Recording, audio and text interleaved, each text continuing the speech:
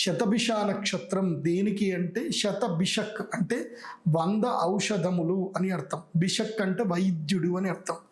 So నక్షత్రాలలో వైద్యకీయ నక్షత్రం ఏమిటంటే శతభిష నక్షత్రము. ఇది మెడిసినల్ నక్షత్రం ఇది.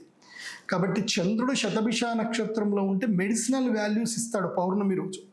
చంద్రుడు శతభిష నక్షత్రంలో ఎంటర్ అయ్యి యూనివర్సల్కి ఏంటంటే ఔషధ కిరణాలను ప్రసరింపజేస్తాడు.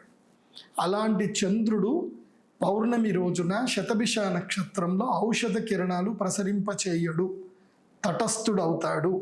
భూమి యొక్క నీడ భూమి మధ్యలోకి వస్తుంది, అంటే భూమి నీడ లోపలికి చంద్రుడు ఎంటర్ అవుతాడు. కాబట్టి ఆరోగ్య సమస్యలు వస్తాయి. మనం ఇప్పటికే మే జూన్లో మనం కోవిడ్ వైరస్లు ఏదైతే సింగపూర్ కానీ వేరే దేశంలో కోవిడ్ ఒమిక్రాన్ వేరియంట్ అనే కొత్త వేరియంట్ వచ్చింది అని తెలుసుకుంటున్నాం. సో ఇలాంటి వైరస్లు ప్రబలిల్లేటువంటి అవకాశం ఉంటుంది.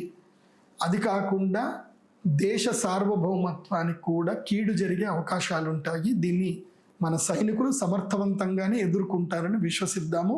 అమ్మవారికి కూడా నేను ప్రార్థన చేస్తాను.